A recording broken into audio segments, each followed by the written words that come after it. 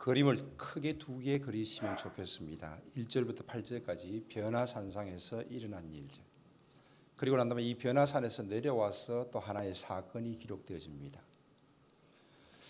그러면서 오늘 왜 예수님께서 이 변화산상에서 변하셨는가?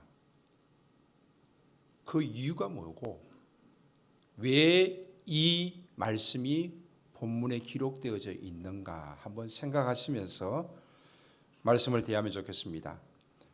먼저 17장 1절에 보니까 엿새 후에라는 말이 나옵니다. 엿새 후에 예수께서 베드로와 야고보와 그의 형제 요한을 데리시고 따로 높은 산에 올라가셨다 이렇게 나옵니다. 엿새 후라는 것은 무슨 말입니까? 16장으로 들어가면요 16장 15절에 보니까 이르시되 너희는 나를 누구라 하느냐, 너희는 나를 누구라 하느냐. 이때 시몬 베드로가 이렇게 대답합니다. 주는 그리스도시요 살아계신 하나님의 아들이십니다. 바요나 시몬아 내가 복이 있도다. 이를 알게 한 이는 혈육이 아니요 하늘에 계신 내 아버지니라. 내가 내게 이르노니 너는 베드로라. 내가 이 반석 위에 내 교회를 세우리니 음부의 권세가 이기지 못하리라. 내가 천국 열쇠를 내게 주리니 내가 땅에서 무엇이든지 매면 하늘에서도 매일 것이요 내가 땅에서 무엇이든지 풀면 하늘에서도 풀리리라. 이에 제자들에게 경고하사 20절에 자기가 그리스도인 것을 아무에게도 이르지 말라. 분명히 제자들에게 예수님이 물었습니다. 너희가 나를 누구라 하느냐? 그때 베드로가 주는 그리스도시요 살아계신 하나님의 아들이다라고 말했습니다. 옳도다. 맞다. 그러면서 교회에 대한 이야기까지 하시면서 제자들에게 내가 그리스도라는 사실을 말하지 말라. 아무에게도 말하지 말라. 그러면서 21절에 예수 그리스도께서 자기가 예루살렘에 올라가 장로들과 대제사장들과 서기관들에게 많은 고난을 받고 죽임을 당하고 제3일에 살아나야 할 것을 제자들에게 비로소 나타내니라. 이 말씀 후에 17장 1절입니다. 이런 일이 있고 난 다음에 엿새 후에 예수님께서 베드로와 야고보와 그의 형제 요한을 데리시고 따로 높은 산에 올라가셨습니다. 자, 베드로와 야고보와 요한을 데리시고 왜 데리고 갔을까요? 왜 이 세 사람은 왜 예수님께서 데리고 가셨을까요? 회당장 야이로의 딸을 고칠 때도 베드로와 야고보와 요한을 데리고 가셨습니다. 기도할 때에도 제자들이 다 저 밑에 있는데 베드로와 야고보와 요한은 세 사람은 예수님 가까이 있습니다. 왜 예수님께서 베드로와 야고보와 요한을 따로 이 세 사람을 따로 데리고 가셨을까요? 두 가지를 이야기할 수 있습니다. 하나는 긍정적인 측면입니다. 이들은 아주 뛰어난 자들입니다. 그리고 이들은 주님의 사랑받는 자들입니다. 베드로를 보통 우리는 예수님의 수제자라고 이야기하지요. 요한은 예수님의 사랑하시는 자입니다. 자, 부정적인 측면으로 이야기하겠습니다. 이들은 늘 못난 사람들입니다. 도망다니고 부인하고 예수님을 저주하고 지금 특별 과외 받고 있는 사람들이에요. 잘났다라고도 생각할 수 있지만은 얼마나 지질이 못났으면은 예수님이 이들을 늘 데리고 다니면서 특별히 교육을 시켰겠나 이렇게 보는 경향들이 있습니다. 어떤 생각을 하든지 간에 예수님께서 분명히 베드로와 야고보와 그 요한을 따로 데리고 높은 산에 올라가셨습니다. 높은 산입니다. 변화산이라는 말이 아니라 높은 산이었습니다. 또 누가복음에 보면 한적한 곳이라고 이렇게 기록되어져 있습니다. 예수님께서 시험 받으시러 성령에 이끌려 광야로 가셨습니다. 그것도 역시 한적한 곳이지요. 산도 한적한 곳이고 이곳에서 하나님을 만나는 곳입니다. 이스라엘 백성들에게 있어서는 애굽에서 나와서 광야가 하나님을 만나는 곳이었습니다. 어느 누군가 이렇게 표현했습니다. 광야는 하나님과 이스라엘 백성들의 신혼여행길이다, 이렇게 표현했습니다.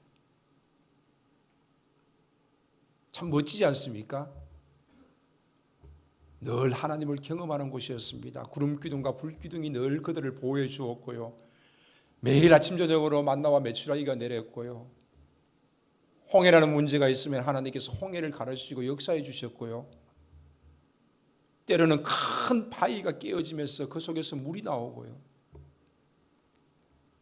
적들과 싸울 때는 하나님께서 이기게 해주시고요.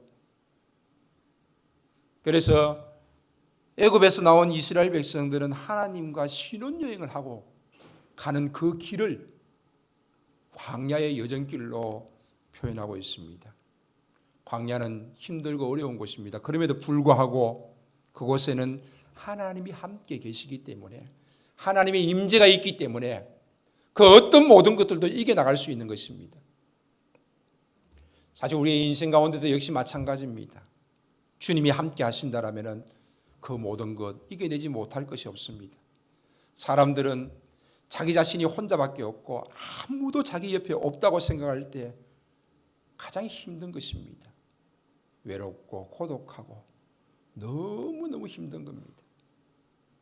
그래서 극단의 선택을 하는 사람들 역시 마찬가지, 자기 주변에는 자기를 알아주는 사람이 한 사람도 없다고 생각합니다. 그러나 우리에게는 사람이 있을 뿐 아니라 하나님께서 우리와 함께 하심으로 말미암아서, 하나님이 나와 함께 하심으로 말미암아서 우리는 이 모든 것을 넉넉히 이기는 줄로 믿습니다. 높은 산, 하나님과 함께하는 곳입니다. 우리에게는 높은 산이 어디 있습니까? 예전처럼 기도원에 올라가야 됩니까? 산 위에 올라가서 기도합니까? 물론 산에 올라가서 기도하는 적들도 많았습니다. 그러나 하나님을 만나는 곳이 어디입니까? 여러분들이 하나님을 만나는 곳이 어디라고 생각합니까? 어떤 사람들은 늘 삶 속에서 하나님을 만나는 사람들이 있습니다. 또 어떤 사람들은 자신이 정해놓은 장소에서 정해진 시간에서 기도함으로 하나님을 만나는 사람들이 있습니다. 어떤 사람들은 예배의 시간, 내가 꼭 하나님을 만나고 하나님의 임재를 느끼고 가야 되겠다고 생각하면서 기도하면서 준비하며 온 사람들이 있습니다. 골방이 될 수도 있고 예배의 자리가 될 수도 있고 여러분의 삶의 자리가 될 수도 있습니다. 어떤 자리든 간에 하나님의 임재가 있고 하나님의 역사가 있다라면은 바로 그곳이 높은 산이 될 수 있는 것입니다. 이 높은 산에 올라가셨는데 그들 앞에서 변형되사 얼굴이 해같이 빛나고 옷이 빛과 같이 희어졌다라고 말하고 있습니다. 예수님께서 갑자기 얼굴이, 옷이 지금까지 보지 못했던 모습으로 변형되셨습니다.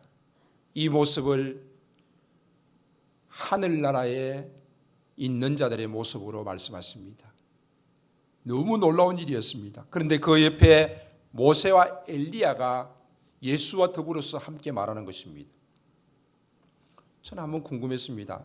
이 베드로와 야고보 요한이 저 사람이 어떻게 엘리야인 줄 알았을까? 저 사람이 어떻게 모세인 줄 알았을까? 한 번도 본 적이 없을 것인데. 모세는 출애굽 당시의 지도자입니다. BC 1400년 전의 사람입니다. 그는 죽을 때에 그 백성들이 시체를 찾을 수가 없었습니다. 엘리야는 BC 850년경의 사람입니다. 불병거를 타고 하늘로 올리워졌습니다. 그래서 그들에게 있어서는 모세와 엘리야는 참으로 위대한 이들이었습니다.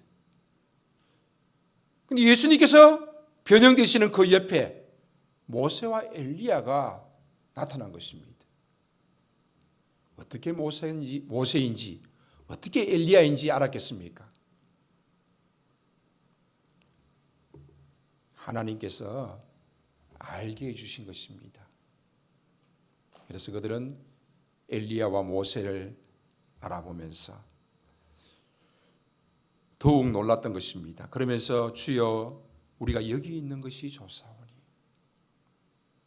주께서 원하시면 내가 여기서 초막셋을 짓되 하나는 주님을 위하여서, 하나는 모세를 위하여서, 하나는 엘리야를 위하여서 하리이다. 지금 그 순간이 그들에게 너무 좋은 것입니다. 그들이 이렇게 말할 때 5절입니다. 오늘 설교의 키포인트입니다. 말할 때 호련히 빛난 구름이 그들을 덮으며 구름 속에서 소리가 나서 이르시되 이는 내 사랑하는 아들이요 내 기뻐하는 자니 너희는 그의 말을 들으라. 지금 하늘에서 소리가 나서 이는 내 사랑하는 아들이요 내 기뻐하는 자다. 다시 한 번 더 공포하고 있습니다. 세례를 받을 때도 이는 내 사랑하는 아들이다라고 하늘에서 음성이 들려왔습니다. 아버지와 아들은 하나입니다. 하나님과 예수님은 하나입니다. 이것을 하나님께서 직접 말씀해 주고 있습니다. 이는 내 사랑하는 아들이다. 내 기뻐하는 자다. 그의 말을 들으라. 그의 말을 들으라. 그의 말을 들으라. 그의 말이 무엇일까요?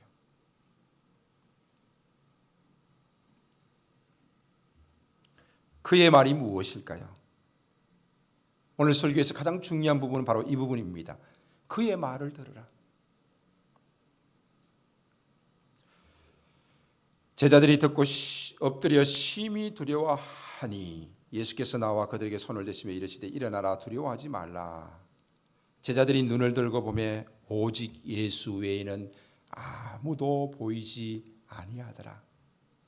오직 예수님만 보였습니다. 여기서 1절에서 8절까지가 바로 변화산상에서 일어난 사건입니다. 두 번째 사건은 그들이 산에서 내려올 때의 9절입니다. 그들이 산에서 내려올 때에 예수께서 명하여 이르시되 인자가 죽은 자 가운데서 살아나기 전에는 본 것을 아무에게도 이르지 말라. 조금 전에 16절에도 나왔지요.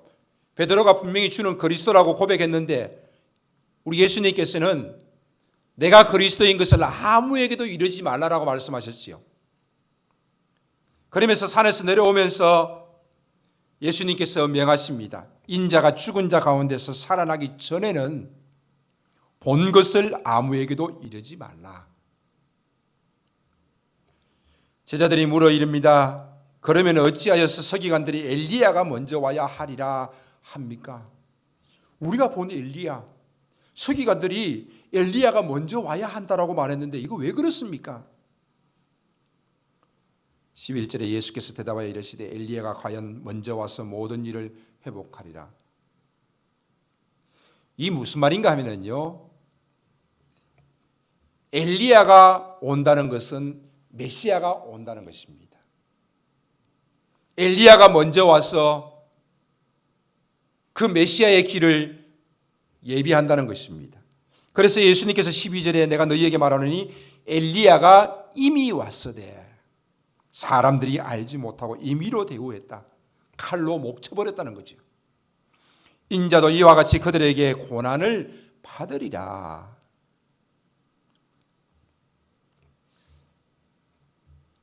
13절에 그제서야 제자들이 예수께서 말씀하신 것이 세례 요한인 줄 깨달으니라.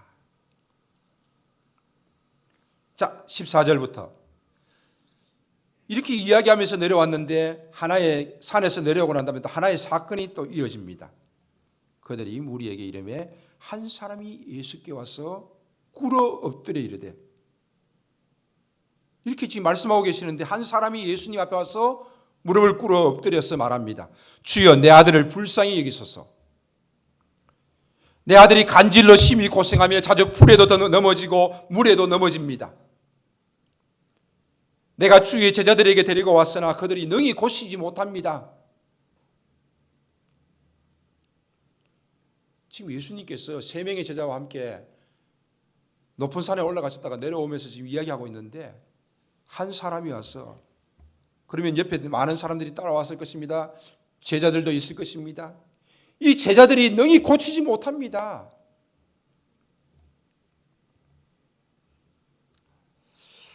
왜 제자들이 귀신을 내쫓지 못했을까요? 이 사건 전에는요, 특별히 누가복음 9장에서는요, 초반부에 예수님께서 두 명씩 짝지어서 전도하러 내보냅니다. 그때에 귀신 쫓을 능력도 주십니다. 병 고치는 능력도 주십니다. 그런데 왜 얼마 전까지만 해도 제자들이 귀신을 쫓아냈는데 병도 고쳤는데 왜 지금 고치지 못하는 것입니까?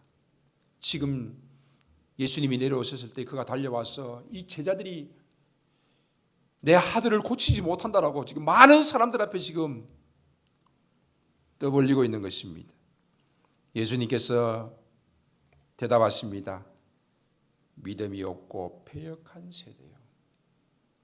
내가 얼마나 너희와 함께 있으며 얼마나 너희에게 참으리요. 그를 이리로 데리고 오라. 자, 지금 제자들을 꾸짖고 있습니다. 믿음이 없다. 패역하다라고 말하고 있습니다.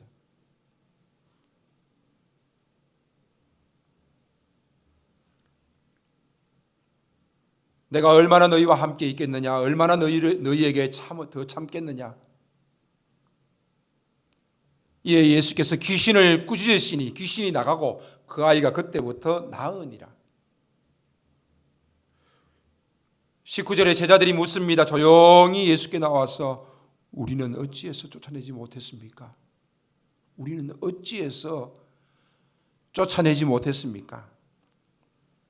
예수님께서 말씀하십니다. 너희 믿음이 작은 까닭이다. 진실로 너희에게 이르노니 만일 너희에게 믿음이 겨자씨 하늘만큼만 있어도 이 산을 명하여 여기서 저리로 옮겨지라 하면 옮겨질 것이 너희가 못할 것이 없느니라. 너희가 믿음이 없다라는 것입니다.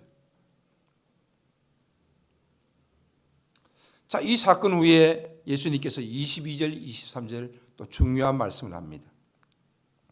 갈릴리에 모일 때 예수께서 제자들에게 이르시되 인자가 장차 사람들의 손에 넘겨져서 죽임을 당하고 제3일에 살아나리라. 제자들이 매우 근심하니라. 이렇게 기록되어져 있습니다.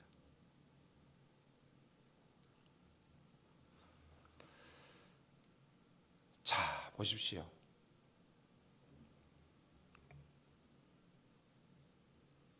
지금 우리 예수님께서 하시는 말씀이 뭡니까? 하늘로서 소리가 났습니다. 이는 내 사랑하는 아들이요 내 기뻐하는 자라. 너희는 그의 말을 들으라. 그의 말을 들으라. 그의 말을 들으라. 그의 말이 뭡니까? 앞뒤로 이리 봤을 때 예수님께서 하신 말씀 중요한 것들이 있습니다. 나를 누구라 하느냐? 주는 그리스도시 하나님의 아들입니다. 아무에게도 말하지 말라. 아직까지. 언제까지? 내가 고난받고 죽임당하고 사흘 만에 살아나기 전까지는 말하지 말라는 것입니다. 마태복음 17장에도 마찬가지입니다. 귀신 들린 한 아들을 고치시면서 우리 예수님께서 또 말씀하시는 것입니다. 인자는 고난을 받고 죽임을 당하고 다시 살아날 것이다.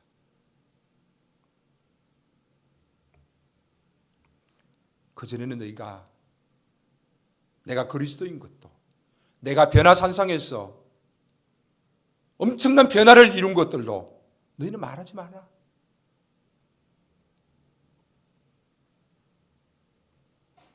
결국 예수님께서 하시는 이 말씀의 가장 중요 포인트가 무엇입니까? 변화산상을 통하여서 예수님께서는 자신이 하나님의 아들이심을 하늘로부터 인정을 받았습니다. 나타내셨습니다. 그러나 그럼에도 불구하고 아직까지 때가 되지 않았다는 거지요. 그러면서 예수님께서 하시는 말씀이 뭡니까? 내가 고난받는다. 내가 죽임당한다. 내가 다시 살아난다는 것입니다. 바로 이 말씀을 예수님께서는 지금 계속 앞에서도 뒤에서도 하고 계시는 것입니다. 변화산상에서 예수님의 변형되는 모습을 봤습니다. 그럼에도 불구하고 그들은 다른 제자들과 마찬가지로 믿음이 적은 자들로 주님으로부터 책망을 받습니다. 귀신 들린 아이를 쫓아내고 난 다음에도 그들은 믿음이 적은 자들로 책망받고 있는 그들의 모습입니다. 예수님께서 이렇게 고난받고 죽임당한다고 다시 사흘 만에 살아난다고 분명히 말씀하셨음에도 불구하고 십자가에 죽임을 당할 때에 제자들은 다 도망가 버렸습니다. 아무리 말씀이 많이 주어져도 깨닫지 못하고 그 말씀이 나의 것이 되지 못하면 안 됩니다. 주는 그리스도시여 살아계신 하나님의 아들이라고 고백했을 때에 이를 알게 한 이는 하나님이시라고 말씀했습니다. 하나님께서 말씀을 깨닫게 하지 아니하시면, 하나님께서 말씀을 여러분에게 주시지 아니하시면 여러분들이 아무리 많은 설교를 듣고 아무리 많은 성경 공부를 한다 할지라도 그 말씀이 내 것이 되지 않아요. 아무런 소용이 없다는 거지.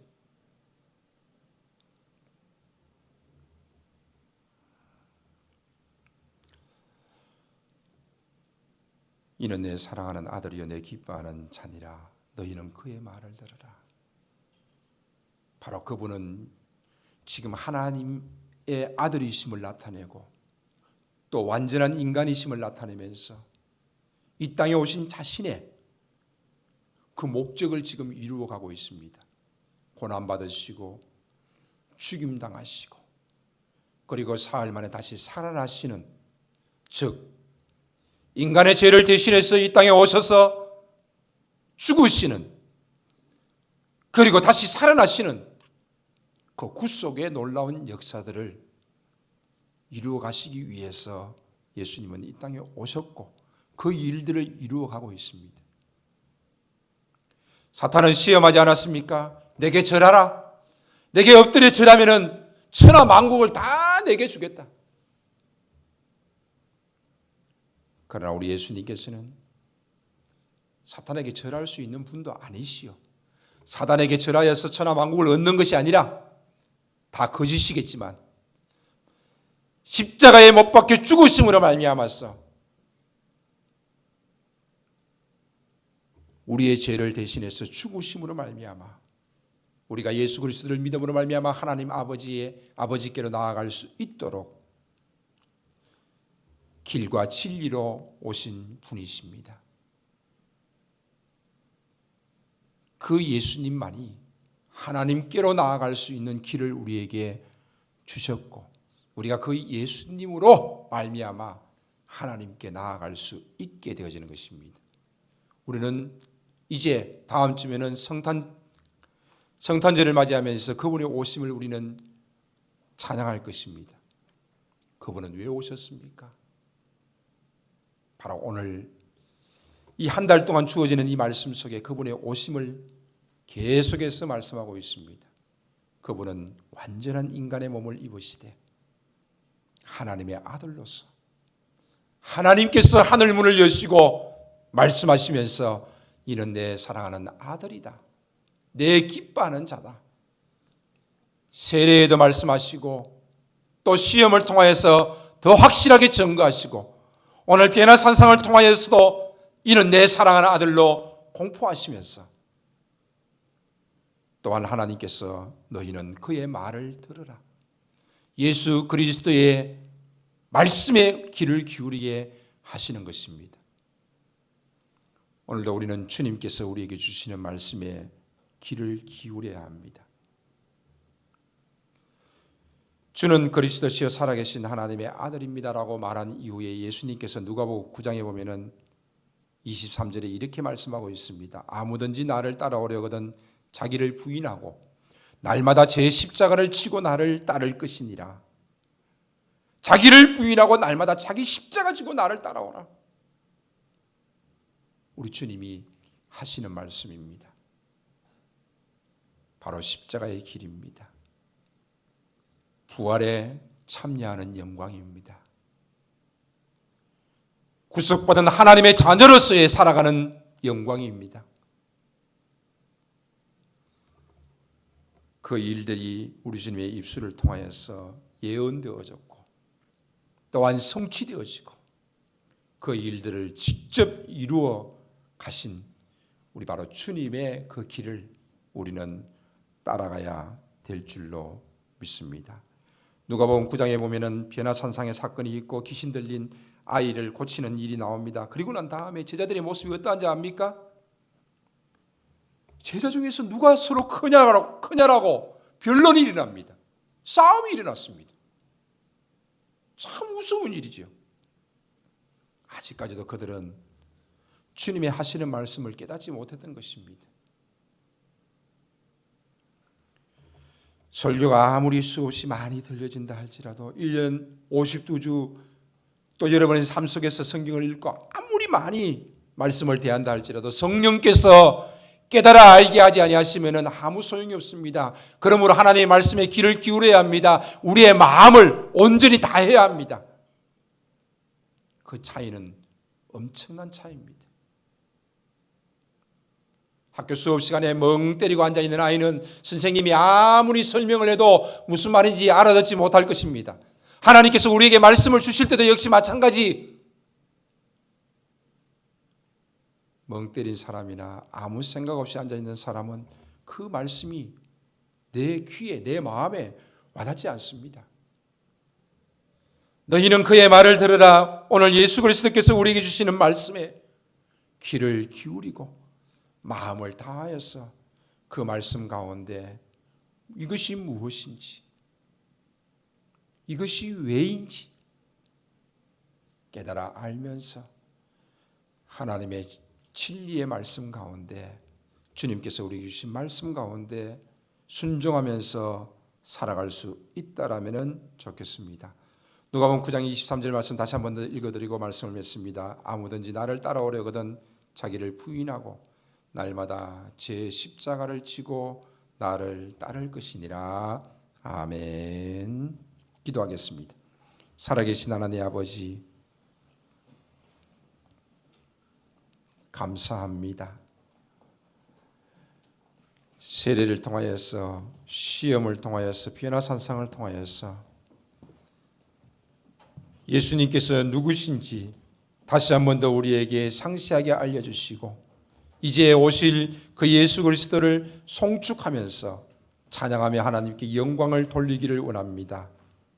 2000년 전에 오신 그 예수님으로 끝나는 것이 아니라 내 삶 가운데, 나의 생활 가운데 주님의 말씀으로 다가와 주시고 그 말씀이 내 삶을 주장하여 주시기를 간절히 바라옵고 원합니다. 이 시간도 찬양하면서 주님을 높이기를 원합니다. 기도하기를 원합니다. 주의 성령께서 각 사람 가운데 임재하시어 찬양하게 하시고 고백하게 하시고 기도하게 하시며 더욱더 크신 은혜로 덧입혀 주시옵소서. 감사를 드리며 예수님의 이름으로 기도하옵나이다. 아멘.